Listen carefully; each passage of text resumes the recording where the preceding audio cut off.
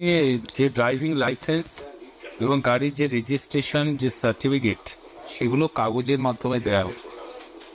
এখন সেটা আমাদের পরিবহন দপ্তর আজকে থেকে চালু করলো যে ড্রাইভিং লাইসেন্স এবং গাড়ির রেজিস্ট্রেশন সার্টিফিকেট সবটাই এরকম স্মার্ট কার্ড হয়ে যাচ্ছে এবং এটা উন্নত মানের একটি কার্ড। এবং এখানে চিপ বসানো আছে, কিউআর কোড দেওয়া আছে, এখানে যাবতীয় তথ্য ড্রাইভারের থাকবে এবং গাড়ির যাবতীয় হিস্ট্রি এর মধ্যে কিন্তু যুক্ত থাকছে। এটা সারা ভারতবর্ষের ক্ষেত্রে প্রযোজ্য হবে এবং এই কার্ডটি আমরা কোরিয়ার সার্ভিসের মাধ্যমে, স্পিড পোস্টের মাধ্যমে আমরা দ্রুত উপভোক্তার কাছে পৌঁছে দেব।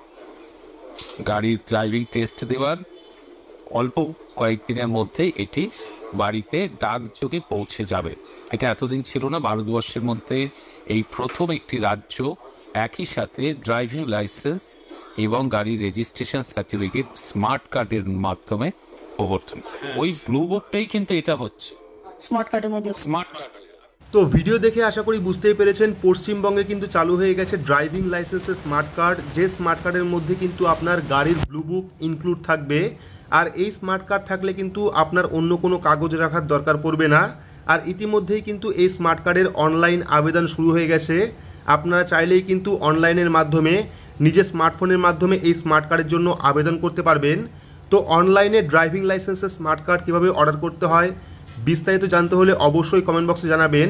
তাহলে পরবর্তী ভিডিওতে আপনাদের স্মার্ট কার্ড অ্যাপ্লাইয়ের সম্পূর্ণ পদ্ধতি, অনলাইন কীভাবে আবেদন করতে হয়, কীভাবে ফর্ম ফিল আপ করবেন, কত টাকা চার্জ লাগবে আপনাদের, বিস্তারিত ফর্ম ফিল আপ কিন্তু সেই ভিডিওতে আমরা দেখাবো। তো যারা অনলাইন অ্যাপ্লাই করতে চাইছেন ড্রাইভিং লাইসেন্সের স্মার্ট কার্ডের জন্য তারা অবশ্যই কমেন্ট বক্সে জানাবেন। তো এই ছিল আজকের আপডেটটি আপনাদের কেমন লাগলো অবশ্যই কমেন্ট বক্সে কমেন্ট করে জানাবেন। ভিডিওটি ভালো লাগলে লাইক করবেন, চ্যানেলটিকে সাবস্ক্রাইব করে পাশে রাখা বেল আইকনটি প্রেস করে নোটিফিকেশন অল করে রাখবেন, সবার সুবিধার্থে ভিডিওটি শেয়ার করবেন। তো আজকের মতো এইটুকুই, ধন্যবাদ।